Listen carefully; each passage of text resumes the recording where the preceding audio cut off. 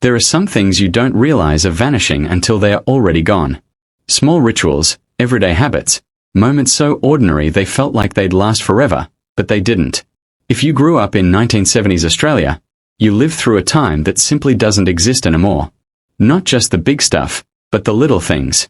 The routines that shaped your day, the unspoken rules everyone followed, the way life just worked. Today we are looking back at 12 everyday things Australians did in the 70s that have disappeared completely. Not evolved, not modernized, gone.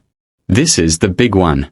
The thing that defined childhood in the 70s more than anything else. Every single afternoon, you were out the door. No asking permission, no checking with mum. You just went. You'd play cricket in the street using bins as wickets. Ride your bike with no helmet. Build cubby houses in the bush. Swim in creeks your parents didn't even know about. Your parents had absolutely no idea where you were. No mobile phones.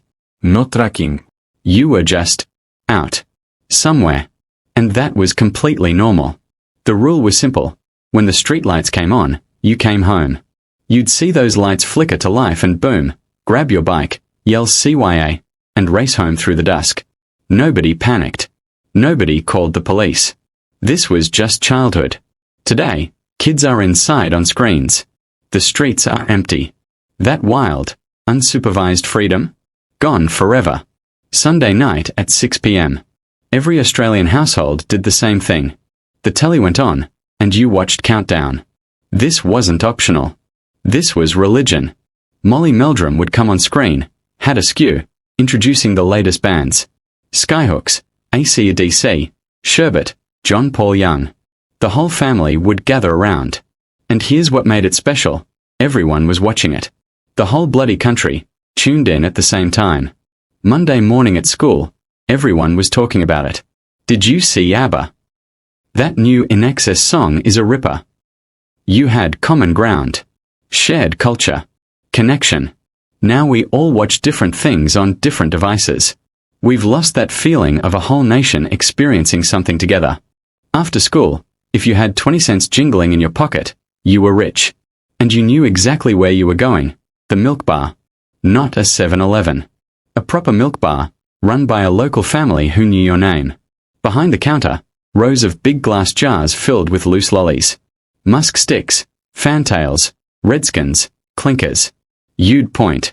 2 cents worth of those, 5 cents of those. The shopkeeper would scoop them into a white paper bag, twist the top, hand it over. You'd walk out with your treasure. Everything was sold loose back then. No pre-packaged bags. No barcodes. You bought exactly what you wanted, nothing more. Now those milk bars are gone. Replaced by franchises and servos. That personal touch? Vanished. Every single night at 6:30 p.m., Australian families sat down for tea. Not dinner. Tea. At the table. All together. No negotiations. The meal was the same rotation every week. Monday was mince. Tuesday was chops. Wednesday was snags and mash. Thursday was casserole. Friday was fish from the shop. Saturday was barbecue. Sunday was the big roast. You knew what you were having before you asked. Everyone ate the same thing. No, I don't like that. You ate what was put in front of you or you went hungry. You couldn't leave until everyone finished. You sat there, even if you'd wolfed yours down in 3 minutes. Today, families eat at different times, different rooms, different screens. That ritual? Gone. Right after tea, someone had to do the dishes. By hand. In the sink. No dishwasher. That was luxury most families didn't have. One person washed, one person dried. Usually the kids. Your job. Your responsibility. Hot water until your hands were red. Palmolive suds. Everything spotless or you'd do it again. It was tedious. Your hands would prune up. You'd bicker with whoever was drying. But it taught you something. Responsibility, teamwork, pulling your weight. Today, stack the dishwasher. Press a button. Done. We've gained convenience. But lost that nightly ritual. Sunday evening. The phone call to Nan and Pop. The phone was attached to the wall. Big rotary dial. Cord tangling around your fingers. These calls were expensive. STD calls, long distance, cost a fortune. You watched the clock. Each person got 2 minutes. You'd update Nan on school, on footy. She'd tell you she missed you. Then Dad would take over and talk for half an hour while Mum yelled, "Don't talk too long." If someone else wanted to use the phone, wait your turn. One phone. One line. One conversation. Today, you can video call anyone, anywhere, free. But that weekly phone call was precious. It was an event. It mattered. Saturday morning. Mum would hand you a handwritten shopping list and a $20 note. Get these. Don't lose the change. You'd walk. 15, 20 minutes. Nobody drove you. You were trusted. The butcher knew you. How's your mum? Tell her I've got beautiful lamb chops today. The greengrocer knew your family. Everything loose. Brown paper bags. Pay by weight. Then you'd walk home, arms full, hoping nothing broke. Shopping was personal. Connection. Community.